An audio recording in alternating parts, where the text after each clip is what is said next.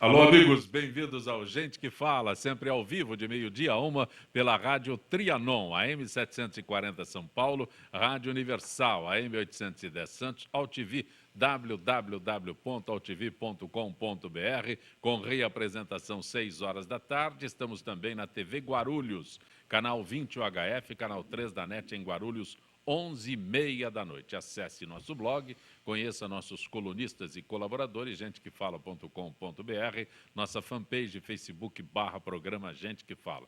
Para você participar, o chat no site da AltV, WhatsApp 974012235 e o telefone 5055-6622. São os canais de comunicação que você tem conosco para participar desta edição de Gente que Fala, que traz o vereador em Sorocaba, José Crespo. Prazer tê-lo aqui, Crespo.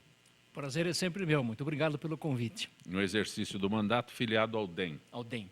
E já agora mudaram os prazos de encurtaram a maioria dos prazos, né? Que eu achei bom, isso é bom. Eu creio que é positivo, sim.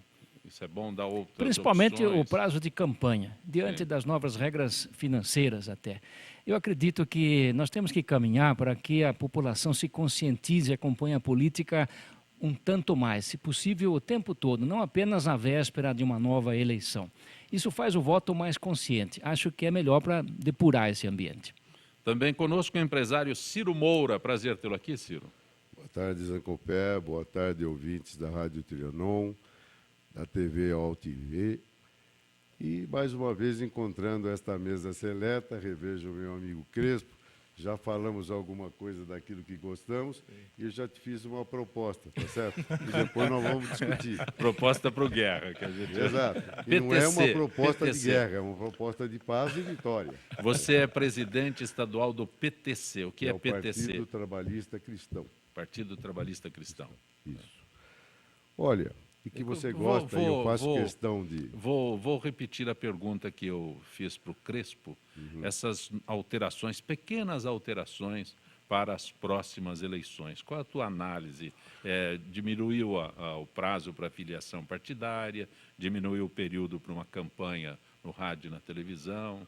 Olha, eu vou até aproveitar o momento para dizer o seguinte. Algumas coisas diminuíram com o prazo da eleição, outras coisas aumentaram, como o prazo para o sujeito se filiar e poder ser candidato, que vai até o dia 2 de abril. Porém, não é a mesma coisa para a mudança de endereço. Ou tem o domicílio de 1 ano, ou não será candidato no local.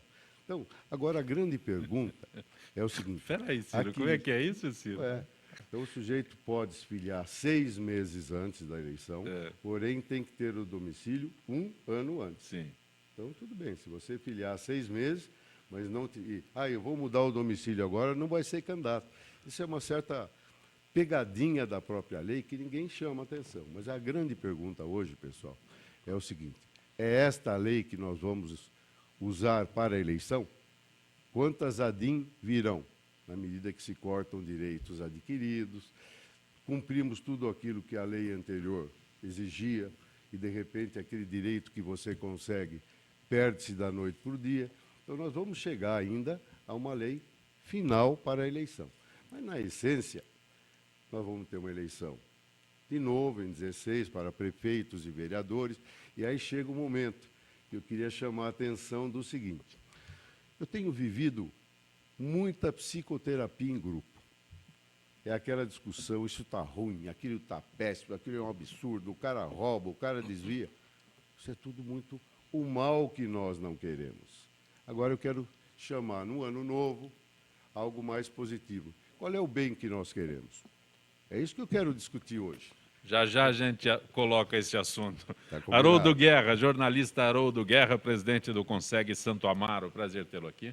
Prazer, Zancopé. Boa tarde a todos, boa tarde aos ouvintes. Muita honra estar aqui com vocês e sempre que for convidado vou estar aqui com o maior prazer mesmo. Debater com essas pessoas ilustres aqui é muito importante para todos nós. Advogado Roberto Alves dos Santos. Prazer tê-lo aqui, Roberto. O prazer é todo nosso, Zancopé. Nosso boa tarde aos nossos companheiros de bancada e, essencialmente, ao nosso web espectador, nosso ouvinte que nos acompanha. Um feliz ano novo. Auguramos que seja um 2016 de renovação. Você já vai se já teremos a possibilidade de termos a renovação municipal, naquelas pessoas que detêm tanto o poder legislativo como o executivo, para nortear tudo aquilo que desejamos, precisamos fazer a reflexão anterior, né? Se vale a pena renovar, se vale a pena manter. Será que cada um de nós já está preparado, fez o meia-culpa de tudo isso? Porque reclamar é fácil, né? O reclamar é fácil. O clamar nem sempre é tão positivo. Agora, o reclamar é constante. Agora, reclamar do quê e por quê, né? Qual é a nossa função, a nossa missão? Porque é um momento de renovação. Todo ano, Deus, a esperança, vamos em busca de algo melhor. Mas o que queremos de melhor? E, na realidade, a agenda positiva, né? Queremos o melhor, mas o quê? Exatamente o quê? Todos querem mudança, mas Todos, quem quer mudar? Ninguém, né? Ou não sabe mudar para onde, para quê? Aí, qual é a função? Crespo? Eu concordo com essas palavras, isso tudo que Roberto disse não deixa de ser o voto consciente, não é? Mas há uma transformação que tem que preceder essa política eleitoral, que é a cultural. As pessoas, como todos os da população, temos que saber o que nós queremos. Quando a gente critica e pretende combater a corrupção, que provavelmente seja o maior dos males, é preciso lembrar que essa corrupção, ela transparece mais diante dos agentes políticos, geralmente com mandatos, mas ela não começa ali. Começa na vida cotidiana, com pequenos delitos que, sem a chamada tolerância zero, crescem demais e acabam desembocando onde? Perante aqueles que têm o domínio do orçamento público. Então, é um problema realmente complexo. A solução começa em debates como este aqui. Eu acredito que o Brasil vai mudar quando as pessoas se conscientizarem que a causa dos seus problemas é principalmente cultural, antes de ser política. Haroldo? Eu acho que a renovação política desse ano vai ser muito grande, eu acho. O pessoal já está cansado daquela mesmice, daquelas promessas. E acredito eu que, com isso, vai começar a mudar um pouco a política, porque a pessoa que pretendia, vou arrumar um emprego político, vai mudar isso, vai ter que trabalhar, porque o pessoal está acompanhando de perto agora. E com isso, o que vai acontecer? Essas pessoas que estão vindo do novo, da necessidade que o povo está querendo, daquele compromisso, é a chance de, agora, essa eleição é a renovação. Então, eu sinto muito que algumas pessoas não acordaram, os políticos estão aí, não acordaram com essa renovação que vai ter agora. Porque eles não estão trabalhando, estão aí preocupados com Bolsa Família, Bolsa não sei o quê, Bolsa o que lá, mas o pessoal quer que trabalhe, porque você viu o caos que está o Rio de Janeiro em hospitais. São Paulo, logo, logo, vai chegar ao mesmo absurdo que está no Rio de Janeiro. Então, eu peço que o pessoal pense, se conscientize na política, votar em quem a pessoa veja que está trabalhando, que está fazendo. E eu sou muito favorável ao voto distrital. Acho que o voto distrital é o compromisso maior do eleitor com a pessoa que foi eleita ali. Então, acho que é importante, nesse sentido, essas mudanças que ainda não ocorreram dessa vez ainda, né? Sempre me lembro aí desse momento que se fala do Ulisses Guimarães, né? Esse congresso está ruim, Você vai ver. o próximo vai ser pior, Esperando. lamentavelmente, né?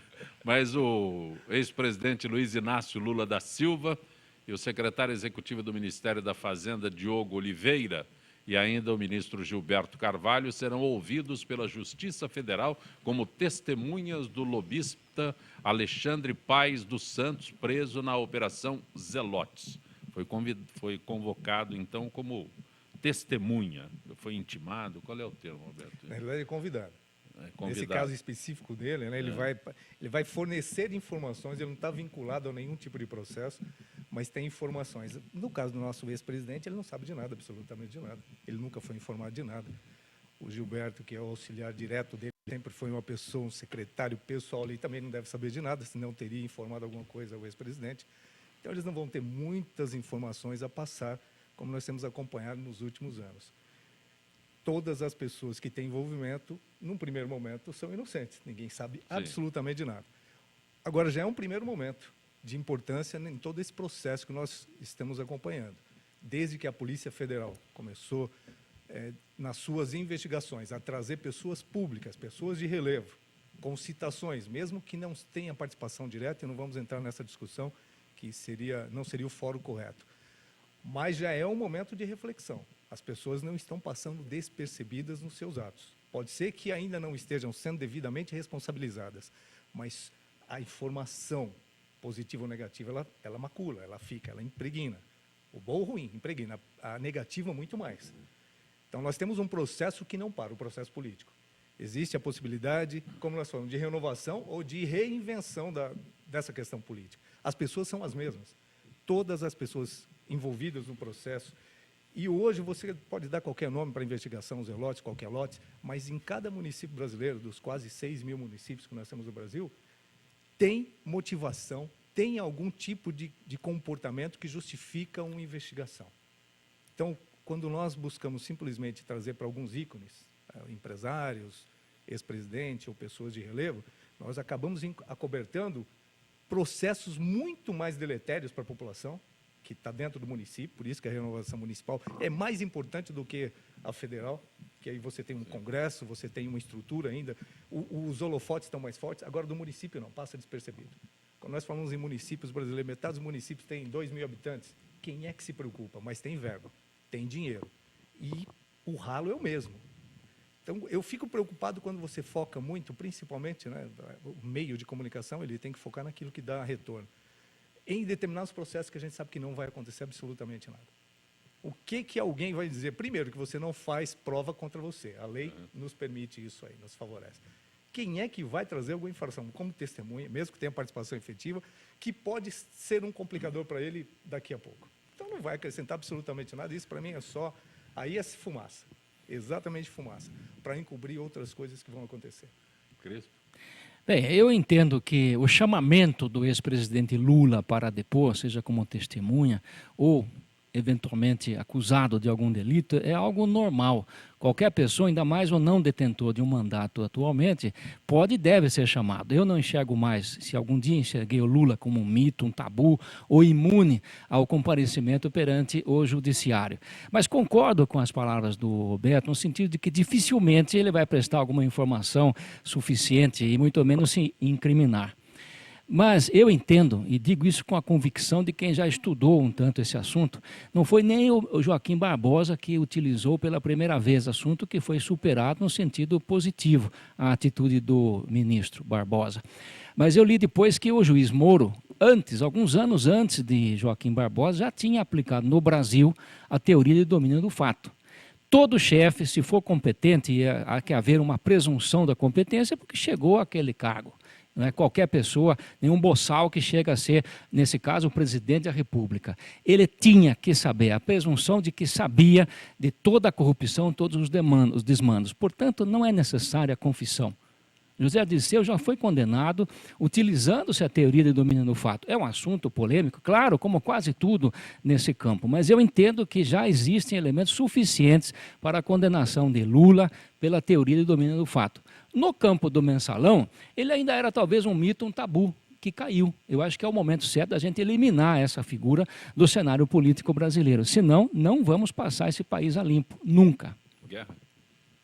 Realmente é um absurdo, né? Não acontece nada, fica virando. Os fatos estão aí, todo mundo está de prova, já viu. Tem senador preso, já foi senador preso, coisa que não acontecia, isso aí nunca aconteceu, o senador foi preso. O PT está envolvido em tudo, o Lula só vai como testemunha. Eu acho que é fraco demais, isso é muito pouco.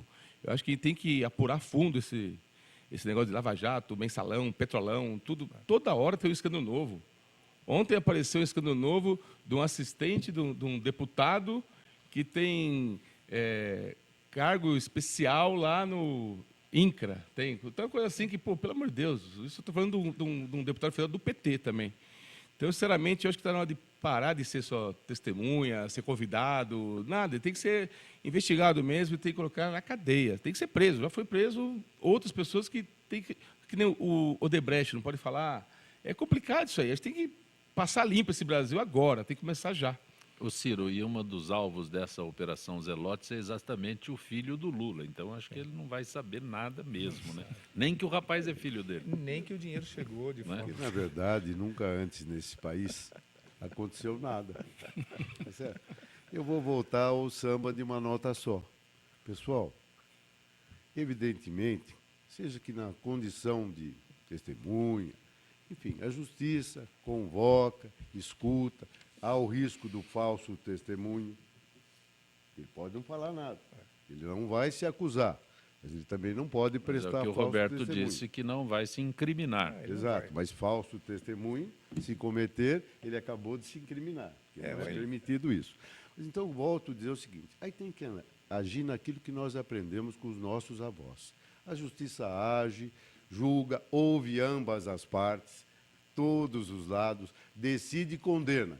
E aí vem a grande discussão, que isso eu quero, que se cumpra a pena. Não é pena de faz de conta. Hoje, com tudo que nós já vimos, começa em mensalão, tem outros nomes antes, quem está preso? Tem gente que nem foi condenada mais, que teve a pena anistiada. Ele não é mais nenhum condenado e vai requerer a aposentadoria da Câmara e vai receber. Então, isso eu não quero mais. Agora, eu quero falar o que eu quero. Que não aconteça mais isso, que ele continue condenado, ele não é mais primário. Hoje ele não é nada, não é mais condenado. Sabe, isso está andando. E tem gente tentando usar agora essa saída de perdão de Natal, que eu não sei o nome, indulto de Natal, para sair da cadeia quem está preso. Pô, pessoal. Natal já passou, já E o acabou o CEF não Natal. quis sair. E o CEF não quis sair. Já acabou o Natal. Olha aí. Olha, aquela história. Eu não ouvi o CEF, não ouvi o outro lado. Eu li. Infelizmente, eu não posso acreditar piamente naquilo que a imprensa dá. Infelizmente. Como Eu não presto pode atenção. acreditar? Não, porque Vai eu dizer sou- que a imprensa é culpada. Não, assim. eu que sou incrédulo, pessoal. É isso que vocês têm que entender. Eu sou um jeito meio antigo, não é muito, hein? A turma fala, mas é mentira. Eu sou incrédulo, tá certo? A mídia faz o seu papel e cabe a nós analisar o papel da mídia, aceitar ou não aceitar, que é a mesma coisa que o Guerra está falando aqui, que o tempo vai tornando muito repetitivo. Então, hoje eu sou obrigado a dizer, esse filme eu já assisti. Porque eu Então, estou veja. falando de imprensa, não é no Brasil. No mundo todo, o culpado é a imprensa. Não, culpado não é a imprensa. culpado. Eu não culpado usei é a esse imprensa. termo. Não, não, Eu não, falei não. que eu Nem leio, estou analiso. dizendo que usou esse termo. Eu Não, é que estou porque a- colocando dessa forma. Ela, Tô- às vezes, inocenta, erroneamente, como às vezes culpa. A notícia do Estadão de domingo tem que fazer fila na cadeia. Agora, é verdade ou é mentira? Nós temos que apurar. Então, a palavra positiva é vamos apurar tudo que se fala, ouvindo todas as partes, conforme a lei prevê, e diante do fato, culpado se for, condenado se for, que cumpra, pessoal. Meu amigo, você que tem toda a sua experiência, advogado, da PM, policial, e nós estamos fazendo fofoca lá fora, porque nós fazemos fofoca, tem Tem que falar, bastidor, vocês tem precisam bastidor. entender isso. Fazendo Tá certo? fofoca é bom. sim. Não é só coisa de mulher. Estavam não. mesmo. Não, Coisa não, de e a mulher. o homem faz fofoca mais que a mulher. Então, ele nega, porque ele é metido a macho e quem manda é a mulher. Apesar que a palavra final é do homem, ele fala, sim, senhora. Então, está tudo resolvido, mas eu quero insistir, tá certo? Eu quero insistir nisso. Vamos falar o que queremos. Então, eu estava querendo puxar uma conversa com o Guerra, que vem pré-candidato, em princípio, a vereador. Só que a mudança, Guerra, me permita, não é das pessoas, é da conduta das pessoas. O que nós temos que mudar não são as pessoas, são as condutas. E o povo, que no Brasil tem a mania seguinte, eu voto no meu candidato, dou uma procuração para ele, e ele que se arda. Ele não se arde nunca, você que se arde sempre. Então, quando for dar a procuração, meu avô me falava, meu filho, cabeça não é enfeite de pescoço, é para pensar.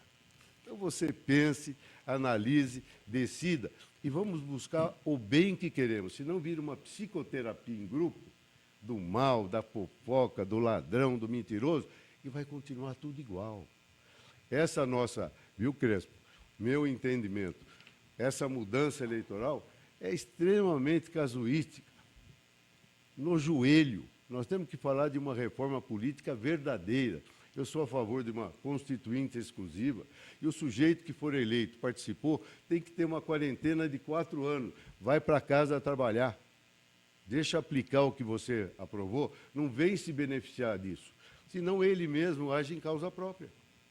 Então, pessoal, eu quero ficar nesse 1 mais 1, 2. Quero buscar o bem que queremos e isso, que o nosso povo escute a voz de Deus, que é a voz da natureza, e que me fez posicionar hoje o seguinte, para mim, para o ser humano, o mais importante é a saúde. Porque se ele não tiver saúde, é que interessa para ele, ele nem anda. Educação, que é obrigação. Você não mora no E Rio de dignidade. Janeiro.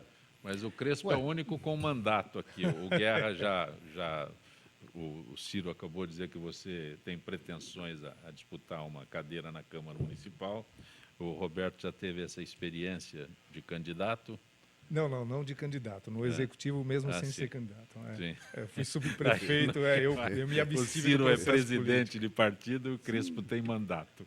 Então, Eu só quero, então, reforçar uma frase do experiente, antigo, mas jovem, Ciro, que mencionou algo que tem que ser reforçado mesmo, que no sentido de que na política, e eu me dirijo especialmente ao eleitor que busca um voto cada vez mais consciente, não imagine encontrar um candidato. O candidato é a pessoa, um cidadão qualquer, que por circunstâncias na vida dele se oferece para esse trabalho sempre difícil, porque agradar a todos nem Jesus Cristo conseguiu. Existem pessoas boas que saem candidatos ou poderão ser eleitos, mas os problemas da política não serão resolvidos com a troca das pessoas, porque não há salvador da pátria em lugar nenhum. É na conduta, essa palavra que o experiente querido Ciro Moura mencionou. Nós temos que exigir, e isso é a cultura que tem que começar e melhorar a partir de cada um de nós. Condutas melhores, quem quer que esteja eleito, ainda mais se mereceu o nosso voto, o seu voto, tem que se comportar da forma como deve, perante a expectativa da população. Falhas ele poderá cometer, porque somos humanos, nós não devemos, o eleitor não deve imaginar que os eleitos são pessoas diferentes, o político não pode nem pretender ser muito diferente do povo, porque senão ele se afasta desse próprio povo. Ele tem que ser um cidadão como qualquer outro, mas consciente da sua responsabilidade. Então, só quis destacar que o importante é a conduta dos políticos, sejam eles quem forem. o Roberto Alves dos Santos é coronel da PM, é coronel na reserva na PM. O número de mortos pela PM supera ano de ataques do PCC, apesar da Secretaria de Segurança Pública anunciar índices de redução da letalidade policial, mais pessoas morreram em confronto com a PM em 2015 do que em 2006, ano marcado pelos primeiros ataques do PCC. Eu sempre discuto esses números. Na realidade, os números eles são muito importantes, tanto para o bem como para o mal, sempre foram usados para que você possa ter pelo menos uma noção de algo. Agora, você usa a referência que você quer, o que são números absolutos e o que são percentuais. Né? Aumentou, o que aumentou? Nós temos ideia, hoje, sociologicamente falando, de que muitas pessoas sem perfil criminoso entram para a vida do crime. O que não é ter perfil criminoso? Não tem necessidade, classe média alta, classe que teve acesso à educação. E hoje nós temos uma conturbação social em que todo mundo resolve cortar a cabeça do parceiro porque não deu certo a relação, agredir o filho, quase matá-lo, ou em alguns casos realmente extremos, matar o filho porque estava chorando. Então essa degradação social é uma degradação social dos valores sociais, faz com que o crime tenha uma convivência social maior, porque não tem controle. Os grandes controles sociais sempre foram os batentes fortes. Família, o principal, a formação inicial, a formação forte, primária. Depois, a religião, sempre foi um potencial muito grande. A educação, que consolidava a formação inicial. E aí nós vemos dentro desse processo esses valores se deturpando. Hoje a religião ela se promiscuiu, você tem todos os tipos de vertentes religiosas que seria o mesmo provedor, né? Deus é o mesmo, mas cada um vai com uma forma diferente, ela virou casuística, interesseira, na realidade virou mercantilista. Você tem que ter um retorno, o retorno não é divino mais, o retorno é carnal, aí foge totalmente da concepção religiosa, que deveria ser um elemento espiritual, hoje é quase que capital. Você tem a família desestruturada, pai, mãe, vivendo com filhos, isso aí virou quase que... Hoje chama atenção, né? Hoje, você mora com seus pais, que bacana, chama atenção. A escola da minha filha, até recentemente, de cada 10 alunos, 9 tinham pais separados. Esse é o padrão social moderno, pais separados. E pior do que os pais separados, são os pais vivendo juntos separados. Essa família, aquela família tradicional que fazia a formação inicial, que é a formação básica, o ser humano ele é formatado dentro da sua estrutura de personalidade até os 7 anos de idade. Se ele não tem uma base familiar, vai deixar em cargo da sociedade. Todos os casos que seriam resolvidos em casa ou controlados na escola acabam sobrando para um ato policial. A estrutura da ordem, quem tem que manter é é a segurança pública. Então, fatos, hoje, você pega de cada 10 solicitações 190, 10 solicitações 190, o que vira ocorrência dessas 10? Uma vira uma ocorrência policial. O restante é social, é de cunho social, é briga de marido e mulher, é briga de pais e filhos, que o agente policial ele vai ter que ir como um controlador daquela desordem social, aquela que não deveria nem ter sido... Chamar um policial para resolver um problema de relação íntima, não? E chega e o policial é sempre o intruso, porque depois que ele chega ele tem que tomar uma decisão, aí ninguém quer a decisão dele. Queria só interromper o processo de litígio ali emocional. E o policial fica dentro dessa ótica, ele tem que ser o controlador da ordem pública, e ele acaba tendo que se envolver na ordem íntima das pessoas, na ordem da privacidade. Então, o que nós queremos hoje da segurança pública? O que você quer da ação policial? Você quer a ação preventiva ou você exige simplesmente o tempo todo a repressiva? Essa violência não pode, essa violência não pode. A violência é culpa, é um efeito da ação policial? Não, a violência é o descontrole da agressividade que todo mundo tem. Todos nós temos agressividade. O que segura essa agressividade? São os batentes sociais, morais, religiosos. Se você não tem, toda agressividade vira violência. E aí sobra para um ser humano a responsabilidade de confrontar isso. Coronel Roberto, você está fugindo desses números aqui. Eu estou tentando aqui. Os números eles não refletem, os números eles encobrem. Quando você fala em letalidade, se você tem o confronto, a Polícia Militar prende 200 mil pessoas, 300 mil pessoas por ano. De São Paulo, não posso falar dos números gerais. São Paulo. Polícia Militar do Estado de São Paulo prende 300 mil pessoas por ano.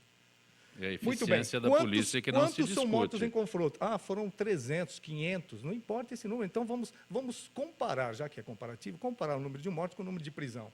Ínfimo, quase que 0,0001. Só que a morte é contundente, a morte é impactante. Em que condições ocorreram? Nós temos que analisar em que condições ocorreram. Foi em confronto. Mas tem excesso, gente. Se nós começarmos a partir para a exceção, para justificar um comportamento, nós estamos fugindo da realidade. A realidade é de prisão, seguindo todos os parâmetros de respeito ao ordenamento jurídico, aos direitos humanos. Agora, quando existe o confronto, não dá para ficar... Quantos policiais morreram? Aí vem o outro lado. Policiais estão morrendo continuamente na mão de criminosos. Estando de folga não, porque o policial ele tem a sua missão, a sua função, independente do horário de serviço. O policial não tem folga. Não tem folga. Ele é policial o tempo todo. Nós vamos comparar o número de pessoas que morreram em confronto com a polícia com o número de policiais que morreram e falar, não, está bacana, morreram 30% a mais. Gente, esses números não refletem as questões básicas. Nós estamos perdendo 10 bilhões, foram cortados 10 bilhões da educação, 10 bilhões. Isso é crime, isso é criminoso, porque... Nenhuma nação organizada se sustenta, se consolida e cresce sem processo educacional. Essas pessoas que não vão ter providos aquilo que é essencial para o seu crescimento, elas não vão ter. A educação vai ficar vilipendiada como já está, mais vilipendiada, como a saúde está e todas as vertentes maiores.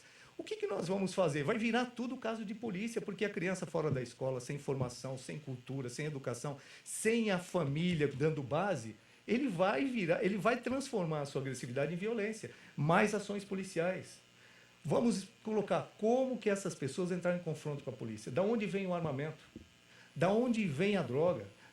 Ou seja, nós estamos falando da consequência sem falar das motivações. Perfeito, Coronel, perfeito. Deixa eu fazer um parênteses no nosso Gente que Fala, como nos últimos anos, aliás, desde o início do nosso Gente que Fala, há 15 anos, nós temos conosco a participação da Associação dos Funcionários Públicos do Estado de São Paulo. Gisele Souza, do setor de eventos da FIPESP, conosco mais uma vez. Boa tarde, Gisele. Boa tarde, Zancopé. Boa tarde aos debatedores e aos ouvintes do Gente que Fala. Gisele, a Associação dos Funcionários Públicos do Estado de São Paulo oferece importantes serviços aos associados, dentre eles a acupuntura, uma especialidade da medicina chinesa que ajuda a equilibrar a energia vital das pessoas. Você pode explicar para a gente o que é a acupuntura? Então, Zancopé, a acupuntura é um conjunto de práticas terapêuticas inspiradas nas tradições médicas orientais. Criada há milênios, a acupuntura é um tratamento médico mais antigo do mundo. Consiste na estimulação dos pontos chamados meridianos energéticos, que correspondem aos órgãos e vísceras que se encontram em desarmonia, utilizando agulhas, sementes de mostarda ou cristais. E quais as doenças mais comuns que podem ser tratadas por essa terapia?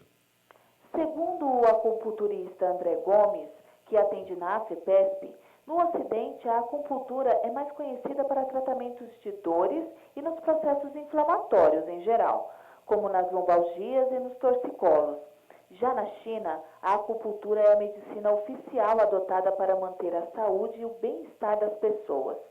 O Hospital Central de Pequim chega a atender por dia cerca de 7.000 pacientes.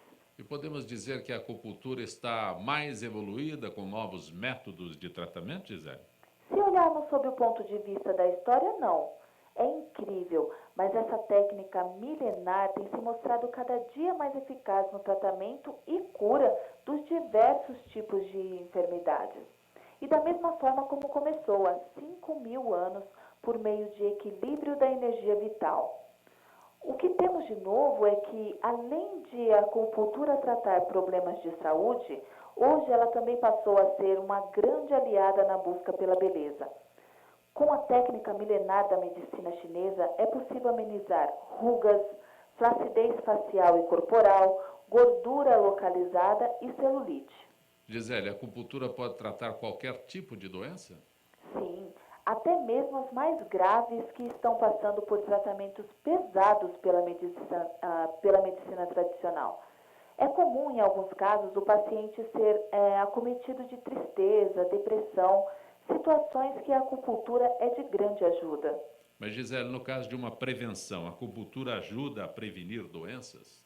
Sim, desde que sejam de ordem psicoemocional, é possível diagnosticar os distúrbios energéticos e tratá-los antes que eles sejam somatizados pelos órgãos e glândulas, evitando assim que as doenças se manifestem no corpo físico. Mas os interessados podem obter mais informações na Coordenadoria Social da Rua Venceslau Braz, 206, nono andar, no centro, ou pelo site www.afipesp.org.br/social, ou ainda pelos telefones 11 3293 9592 e nos finais 9563 e 9572. Gisele, agradeço mais uma vez tua gentileza com o Gente que Fala. Um abraço, Gisele. Um abraço, Zancopé, uma boa tarde a todos os ouvintes do Gente que Fala. Gente que Fala retornará em instantes.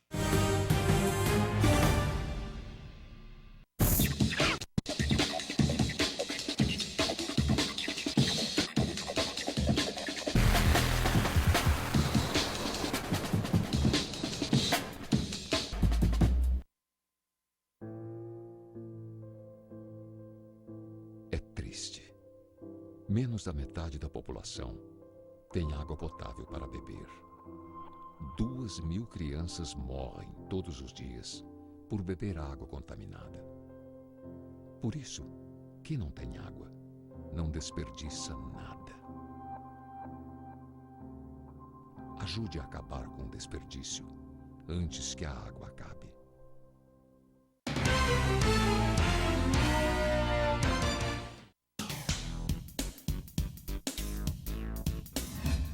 Eu sou Cláudio Longo. Eu, Paulo D'Angelo. E eu sou Tarso Gouveia. Nós apresentamos todas as terças-feiras, às 9 da noite, aqui na altv.com.br, o Família Palestra TV, um programa esportivo onde você sabe de tudo sobre o Palmeiras, aqui na TV da internet. Oi, eu sou Letícia Spiller e quero convidar vocês a fortalecer o movimento que quer criar uma lei para acabar com o desmatamento no Brasil. Nossas florestas não podem mais ser destruídas. São elas que garantem a nossa qualidade de vida. Eu quero floresta em pé, água fresca, clima ameno e desmatamento zero. E você? Participe, assine a petição.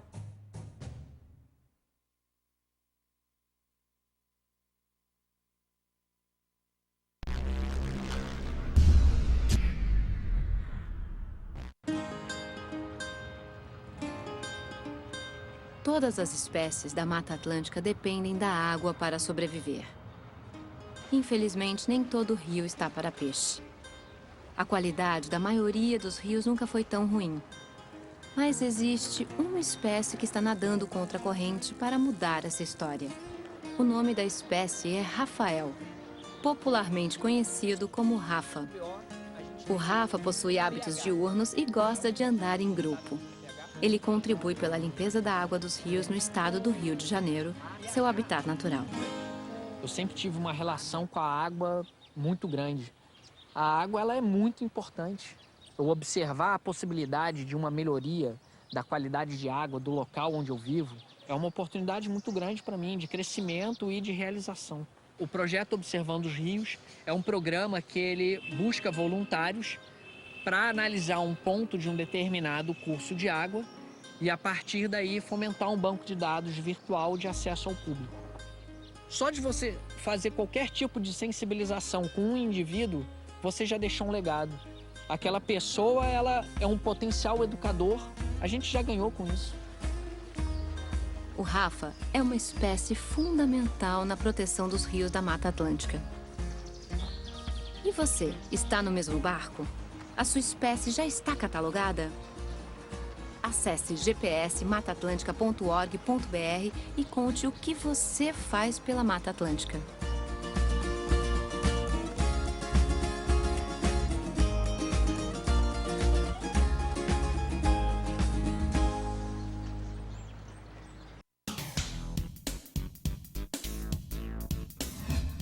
Eu sou o jornalista Patrício Bentes, que apresento às sextas-feiras, às 16 horas, o programa Visão Plural. Um programa que não aborda assuntos que todas as televisões falam. Nós fugimos da mesmice. Você pode nos assistir só aqui, na TV da internet.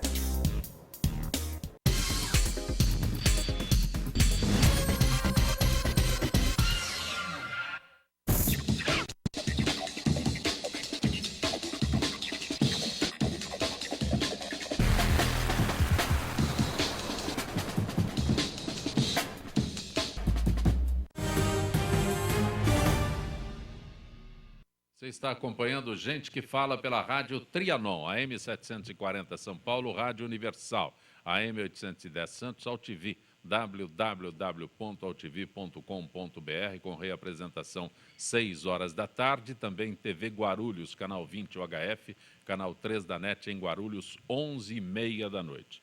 Conosco hoje Ciro Moura, presidente estadual do PTC. Você acha que nós falamos muito pouco, o Crespo abordou aí essas alterações, eu não posso nem dizer alterações, né, nem mudanças na nossa legislação eleitoral, mas as grandes alterações não acontecem, Ciro? Não, eu acho que não. Foi aí uma coxa de retalhos, algumas mudanças que tenta ouvir a voz do povo, mas não é a reforma política necessária e é aquilo que seria melhor para o país. E que ainda não vale, porque apesar de uma lei promulgada, nós teremos várias ações, inclusive ADINs, que é ação de inconstitucionalidade, que começam a entrar agora em janeiro e que tem que resolver antes da eleição. Então a lei ainda vai ficar pronta. E aí, diante da nova lei, é lei, você obedece e cumpre do jeito Mas que ela esses estiver. prazos estão valendo. Ainda valem, e eu acho que ninguém vai pedir a Como o mudança. principal deles, o prazo da filiação. Você falou Filiação domicílio que vai eleitoral. até 2 de abril. Sim, né? mas da filiação. O domicílio tem que ser 1 ano, portanto Sim. foi até outubro, 2 de outubro, ou 5, eu posso errar o dia do mês. Agora, a eleição agora vai ter as convenções que eram em junho, vão ser de julho. Até Julho. agosto. Julho, Então vamos né? ter aí 45 dias de campanha. E tem alguma coisa, Crespo? A verdade é o seguinte, é claro que sobre o lado econômico, do excesso de despesas, pessoal, nós temos um sistema hoje que se você analisar o quanto o sujeito gasta dele ou do próximo para se eleger, não justifica financeiramente. Então, só sair candidato nesse tema é melhor não votar em ninguém. Porque não tem, ele não repõe o gasto. Então, nós temos que começar a falar sobre a política, e não é um lado poético, é um lado necessário, que é um sacerdócio. Na política você tem que ir para doar, para oferecer, não é receber. E virou troca. Então, quer cargo, quer não sei o quê. A camiseta mudou para muito pior. É melhor voltar com a camiseta, que é mais barato. Também conosco o coronel da PM, Roberto Alves dos Santos, que é advogado, psicólogo, ele está na reserva da PM. Era piloto de helicóptero? Fui durante boa parte da carreira piloto de helicóptero, mas trabalhei em várias atividades, inclusive na comunicação social da Polícia Militar. Várias atividades dentro da PM. O Haroldo Guerra, que é jornalista. Você é editor desta revista Olhar São Paulo, é isso? Uma revista muito bonita. Obrigado. É a edição do final do nós criamos essas revistas aí, essa é de dezembro, vai sair agora no dia 11, a edição de janeiro. Nós criamos essa revista para ter um pouquinho de notícia boa, né? Eu sempre brinco com o pessoal que trabalha comigo na revista. Eu sou contador e sou jornalista e brinco com o pessoal, de notícia ruim já chega o que já tem na televisão. Vamos colocar coisa boa. E a gente coloca coisa boa não é notícia. Atrações, coloca coisas diferentes, assim. Não, mas fala, tem coisas boas, viu, Zé Copé? Tem coisas boas para se falar. É que a mídia gosta muito. Como eu, coisa boa não é notícia. É que a mídia, geralmente, dá ibope, né? Você pega alguns programas de televisão aí que tem ibope. Então, a ideia da revista é fazer a parte da Zona Sul, coisas que oferece os bairros, as coisas que estão acontecendo de boas, para o pessoal ir curtir e aproveitar também. Você falava em voto distrital. Você acha que é mesmo a solução? Eu acho que o comprometimento vai ser maior. A pessoa vai saber aonde está aquela pessoa, sabe o que acontece naquele bairro, sabe o que acontece e poder fazer. Porque tem muito assim, eu falo paraquedista, né? Eu falo pela região de Santo Amaro. Voltando de novo ao Crespo, que tem um mandato de vereador em Sorocaba, ele tem voto na cidade toda. Então, eu falei para ele que tem que ser prefeito. Eu falei, tem que ser prefeito. Assim, o nome dele é sempre nos bastidores, citado. não na fofoca, nos bastidores. O nome dele é sempre citado como candidato ao executivo em Sorocaba. Ele várias vezes se recusou e não sei se conseguiram convencê-lo ainda já nesta próxima. Eu também sou favorável ao voto distrital. Lamentei muito que não tenha sido aprovado agora, recentemente. Mas o voto distrital não necessariamente tem que valer em todas as esferas. Fala-se um pouco mais de valer para deputados, principalmente porque são localidades que têm realidades políticas um tanto diferentes. Dentro de uma mesma cidade, embora cada bairro tenha suas demandas próprias, o ambiente é o mesmo. Então, não necessariamente o distrital tivesse que ser também municipal. Mas se tiver que ser, eu não vejo o problema. A gente vai concentrar um pouco mais. Eu realmente poderia ser prejudicado, porque eu tenho votação em praticamente todas as urnas. Mas a gente se adapta. Eu acredito que o político bem intencionado, aquele que se dedica como um sacerdócio, tem que se adaptar. A gente quer que a regra, seja qual for, seja cumprida por todas. Isso é o mais importante. Crespo, você tem uma atuação muito intensa na Câmara Municipal de Sorocaba. Várias vezes destacamos o teu trabalho aqui com CPIs que foram levadas a termo e tiveram seus resultados, mas agora as cidades têm problema de queda de arrecadação. A maioria das cidades, não só os estados, mas reflete nos municípios. Sorocaba passa por isso também? Com certeza. Eu creio que nenhuma cidade está imune ou deixando de sofrer essa queda de 30%, talvez até mais do que isso. Mas Sorocaba... o que provoca isso? Porque a arrecadação de uma cidade vem de impostos. É verdade, mas eu acredito que em todas, a principal fonte é o ICMS, que vem da venda de produtos em geral, lá também. E, portanto, essas vendas diminuíram. As pessoas estão agora, até os comerciantes agora no Natal, já expressaram isso. As pessoas agora estão pensando melhor no que comprar e priorizando aquilo que realmente seja essencial. Então, a arrecadação do ICMS, os repasses dos governos, o federal, o estadual, estão certamente diminuindo. Mas o que eu quero dizer, para completar essa resposta, é que há dois grandes males que ocasionam a falta de dinheiro. A arrecadação, talvez com essa queda, ainda seja suficiente para as demandas sociais. Só que a corrupção é um ralo que drena isso, mas para agora não falar tanto da corrupção, que todos já estamos cansados de ouvir a respeito dela, eu quero observar a má gestão. Má gestão não é roubar, não é corrupção, é você administrar mal o seu dinheiro. Eu tenho visto artigos nesses últimos dias nos grandes jornais a respeito disso. Se os prefeitos, ou governadores ou presidentes, eles realmente procurassem administrar melhor o dinheiro que têm, deixando a corrupção de lado, claro que essa deve ser rechaçada, fazer uma revisão anual dos orçamentos, porque alguns programas que foram bons um dia acabam sendo renovados ano a ano sem que haja uma avaliação de custo-benefício. acabando com o programa que já perdeu a sua atualidade, gastando esse dinheiro em outro lugar, talvez num programa novo, porque a sociedade muda também a cada momento. Eu quero citar alguns exemplos disso. O FAT.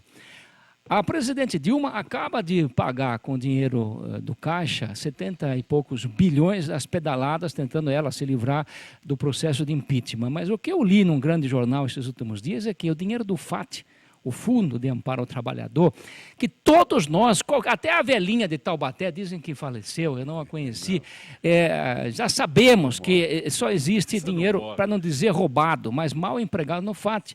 Então, que se falou o seguinte, vamos revisar a destinação de recursos do FAT, que tem mais de 70 bilhões, com B de bola. É o dinheiro das pedaladas. Então, se o FAT fosse melhor gerido, não é para prejudicar os bons programas, mas para acabar com os maus programas, que é uma drenagem de dinheiro que, se não vai para a corrupção, acaba sendo desperdiçado.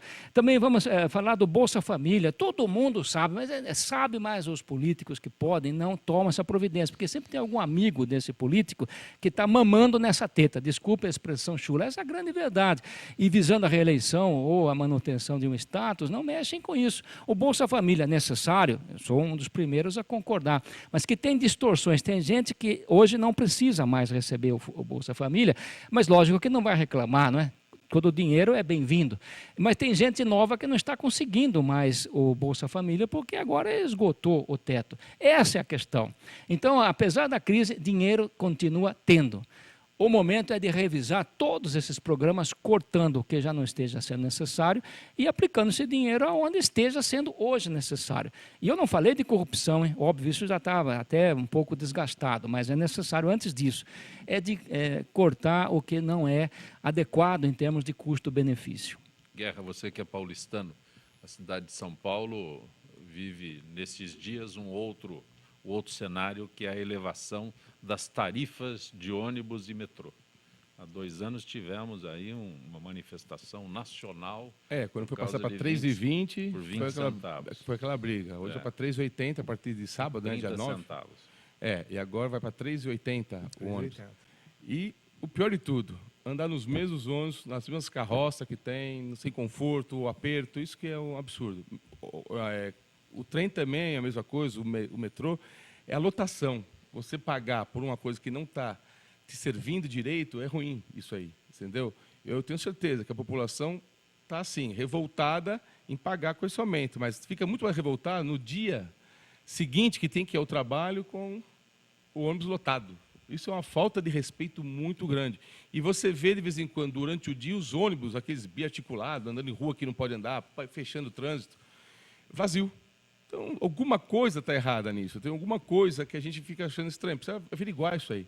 Porque aumentar a passagem, tudo bem, tudo está aumentando. Eu sou contra. A gente tem que pensar alguma coisa assim para a população, mas tem que pensar também na população andar com segurança. Os ônibus hoje é uns absurdos. Ontem pegou fogo no ônibus, estava vazando gasolina no pneu, na 23 de maio. Pô, pegar o fogo, explodir um ônibus daquele com pessoas, pai de família, mãe de família, foi trabalhar, deixa a sua família em casa para trabalhar, pagando uma condição cara sem segurança. Isso eu acho muito ruim. Ciro? Bom, eu acho que... 2 anos tivemos uma manifestação nacional sobre o reajuste das passagens. Nós estamos aqui dando um exemplo fantástico, que é aquilo que eu fico falando, cabeça é para pensar, e nós temos aqui uma mesa que pensa e fala. E você que escuta, analise, é bom, guarda. Não é bom, joga fora.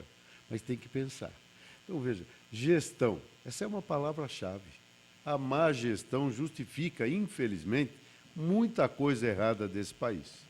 Então, veja, aí você fala assim, bom, tenta-se incentivar hoje em São Paulo com a tal da ciclovia, dizem que é muito caro lá aquela tinta, parece que é, mas sem ter um transporte público que nós precisamos. Então, tudo isso cabe pensar e discutir. Então, na verdade, é o seguinte, mas uma coisa é certa, tudo que um governo gasta, nós, povo, pagamos, seja diretamente ou pelos impostos. Se a população não permitir o aumento da passagem, os que usam não vão pagar, mas os que usam e também não usam vão pagar também. E quando a coisa aperta, você aperta o cinto. É tudo igual, você amplia, multiplica. Na sua casa, estou ganhando menos, começa a gastar menos, ou vai ganhar mais. Então, veja, não é pecado você querer ganhar mais. Então, eu não quero Você tem duas saídas. Ou você aumenta o ganho ou diminui a despesa. Vale para mim, pessoa física, vale para minha família, que é a palavra-chave da sociedade. Família, que está esquecido de tudo que já foi falado, nós queremos recuperar. E se você concorda com isso, venha nessa luta conosco. Então, veja, vamos começar a pensar e escolher o caminho do bem. Então, veja, o que eu tenho que propor a vocês é o seguinte, vamos junto nessa cruzada, independente de questão partidária, é para o bem do povo brasileiro, é nessa ação de sacerdote que nós estamos aqui nos colocando há muito tempo. O meu amigo Crespo, não vou pedir, eu ia perguntar para ele se ele é pré-candidato ou não a prefeito em Sorocaba, porque, quer ele queira ou não, ele faz parte da história política de Sorocaba. E eu não vou perguntar agora, porque eu tenho que perguntar se você é pré-candidato, porque se ele falar que é candidato, ele está impugnado. Isso é um absurdo da lei. Por isso que eu perguntei sobre a legislação. É lógico, eu estou falando. Pegadinhas. Falei do Guerra pré-candidato a vereador, pode ser que seja ou não, vai passar. Crespo, a mesma coisa. Se eu falar, olha, o Guerra falou para mim que ele é candidato a vereador, vai ser impugnado, pessoal. O que mudou essa palavra pré ou candidato? Mas, enfim, turma, essa busca do pensar, e vocês me dão a oportunidade para eu contar a historinha para vocês. Olha, minha vida é rápida, apesar de muito tempo. Nasci em Campinas, meu pai era procurador da Caixa Econômica Federal, portanto, um procurador federal. Nunca passamos fome, mas eu fui estudar no antigo ginásio do Estado, que lá em Campinas tem uns nomes esquisitos, né? Colégio Estadual Culto à Ciência. É até um nome de campineiro mesmo, é jeitoso. E era a melhor escola daquela cidade. Meu pai, transferido de lá para cá, eu fui estudar no Roosevelt, da São Joaquim, que era, se não o primeiro, o segundo melhor colégio público de São Paulo. Eu sou, então, o resultado da escola pública. Vejo muitas vezes, porque eu assisto o programa com muita satisfação, o meu colega de ginásio, esse científico, Getúlio Ranachiro, um homem seríssimo, ex-deputado. Hoje ele nem tem oportunidade de contar história, não é candidato mais a nada, não é pré-candidato. Vem aqui um outro que foi meu colega de faculdade, o ex-deputado Faria Lima. Então, essas pessoas antigas, podem até me esquecer, eu vou continuar a minha vida, tentando sempre, que é a palavra-chave. Mas dá oportunidade para essa turma dar o testemunho. Coronel Roberto, sobre o reajuste das tarifas de ônibus e metrô, não é? Uma das promessas do Fernando Haddad na sua campanha era o bilhete, como é que é? Bilhete único mensal. Isso. Agora ele dá um desconto, tal, mas o desconto já atropela. Na realidade... Ou o reajuste já atropela o desconto. Quando nós focamos muito nas consequências, sem trabalharmos na origem de tudo, né? Todo mundo que gasta mais do que ganha em qualquer esfera, seja no eixo familiar, né? Na estrutura familiar, ou como um gestor público, que a gente, infelizmente, não temos gestores públicos, mas deveríamos ter, a função é de gestor público. Quem gasta mais do que ganha. Nós estamos falando da pedalada, mas não há nenhum tipo de pressão pelo gasto abusivo que foi feito, que gerou esse débito todo. Como resolver? É só aumentar. Cria CPMF de novo, faz não sei o quê, cria imposto, aumenta os valores, e nós acabamos deixando para lá, enterramos o porquê gastou tanto. Recentemente, com todo esse problema de dívida, o governo federal levou 900 pessoas até um evento na França para aclamar a favor da preservação do clima. 900 pessoas que usaram um hotel 5 estrelas, um gasto abusivo, absurdo. Isso daria improbidade administrativa para qualquer gestor, em qualquer fase, sobre qualquer circunstância. Nós estamos preocupados com pedalada fiscal. Então, nós vamos ficar sempre nos enganando o tempo todo e trabalhando qual é a última informação, qual é a última notícia. Essa é que vai levar impacto. Vai aumentar, vai continuar aumentando. Quando aumentou de 3,20 para 3,50? Quando? Ninguém nem lembra mais. Ano passado. Brigamos por... Mas quando? Quanto tempo faz? Já é hora de aumentar de novo? Nós estamos falando de uma coisa. Qual o critério para esse aumento? Se não melhorou o transporte, se não comprou mais ônibus, qual a motivação desse aumento? Aí nós criamos ciclovias. Nova York, recentemente, fez um simpósio, prefeitura, governo, todo mundo lá envolvido. Nova York 2050. Estão preocupados com Nova York 2050, não ano que vem, não próxima eleição. Nós, na próxima eleição, o próximo gestor vai criar a aerovia, A aerovia, porque não tem mais ciclo, não tem mais faixa de ônibus, não cabe mais nada. Vamos criar aerovias, como já foi. Antigamente já teve alguns políticos que falaram em aerovias. E vai implantar, vai gastar, ninguém vai saber, o Tribunal de Contas não vai dizer se aquilo poderia ser feito, se a cidade comporta, se nós estamos estruturados. A ciclovia, por exemplo, tirou faixa da pista, que era a faixa do ônibus e do veículo. O veículo não consegue andar. Nós queremos o quê? Diminuiu 30% na aquisição de veículos. A indústria automotiva, automobilística e a construção civil é o que mais contrata num planeta. A construção civil está passando por esse problema todo aí. As grandes construtoras estão sob júdice. E a automotiva, 30% a menos de venda de veículos. Mas não tem onde andar. Você não pode andar. A velocidade é restritiva. Não tem pista, não tem nada. Como é que você compra o veículo? Compra no uso. Isso não tem gestão. Não tem gestão. E nós estamos preocupados com a passagem de 3,80. É o que menos impacta a cidade, é a passagem de 3,80, porque tem um bilhete único, só 11% da população foi atrás. É tão complexo, sabe, o valor que você tem, a economia é tão pequena que você não quer passar pelo transtorno de entrar na internet, fazer uma programação, faz a agenda, vai no local, pega a fila, faz não sei o quê, para ter uma economia ínfima. Ou seja, eu estou dando nada, na realidade. O gestor não está dando nada para ninguém, está enganando todo mundo. E vira e mexe, aí independe de partido. Não é nem a favor, nem contra nenhum partido. 20, sei lá quantos partidos nós temos hoje, não é contra ou a favor. É a cultura das pessoas. 33. É a forma com que cada um age dentro da sua responsabilidade. Qualquer que seja a esfera de atuação, se gastar mais do que ganha, é improbidade. E no caso do gestor público, é crime. Quem vai ser preso ou quem foi preso? Só uma... Ô Jorge, lamento, mas nós não temos mais tempo aqui para colocar a pergunta que você fez para o Guerra, até me perdi aqui, mas eu agradeço. Roberto Alves, coronel PM, e agradeço a tua gentileza de ter vindo ao nosso Gente que Fala. Eu que agradeço sempre a oportunidade, Zancopé, principalmente pela qualidade das pessoas que participam desse evento. Nós sempre aprendemos. O aprendizado, depois de um determinado momento, ele fica muito mais assim...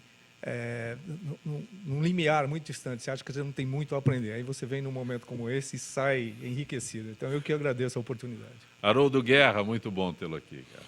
Obrigado, Zancopé, obrigado à mesa, foi um prazer imenso estar aqui com vocês, ver os amigos. Quero mandar um abraço ao Fausto Camunha, um grande amigo, ao Cicarelli, que fez o convite para estar aqui com você aqui hoje, muito obrigado.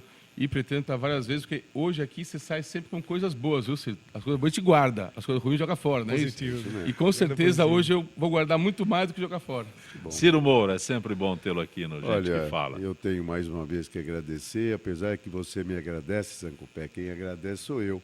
Porque se eu conto as minhas histórias, porque eu não sou professor de nada, né? Eu sou contador de história. Ainda porque tem lá na estação de Campinas, ainda tem aquelas placas indicativas claro, lá? Pô. Você acha que vai mudar? Campinas, capital, interior. Capital, interior. Entende? Você acha que o campineiro vai mudar? Não vai mudar. Entende? Mas eu estou aqui em São Paulo há pouco tempo, dá uns 54 anos. Bom. Não é muito. Eles dizem que é muito, mas é fofoca da oposição. Então, hoje eu sou muito mais paulistano do que sou campineiro, mas não esqueço as minhas origens. Um abraço, orgulhoso. Obrigado por tudo, pelas que vocês me fazem também. Vamos lembrar, será que nós vamos conseguir? Não sei se minha geração vai conseguir. Sejamos homens livres e de bons costumes. O que vocês acham? Vamos nessa, pessoal. Boa tarde, um abraço. Muito obrigado. Crespo, agradeço a tua gentileza. Não tem de que, Zancopé. Venho com muito gosto. Este é um dos melhores programas nacionais de análise política, todos sabemos disso. Eu venho e encontro pessoas novas que passam a ser meus amigos, que passam a admirar, que é o caso do Roberto, do Haroldo hoje. E quanto ao Ciro, que já é um político que eu já admirava muito antes, agora temos nos encontrado praticamente aqui nesses programas. Eu quero dizer que ele, com a grande experiência, ele é um decano muito jovem na política, não é? Hoje ele privilegiou Haroldo, ninguém mais, com convite para o PTC, que é o Partido Trabalhista Cristão, que nós sabemos é uma grife como idônea. E como pré-candidato, foi um privilégio. Espero que você analise, porque foi um convite público, Haroldo.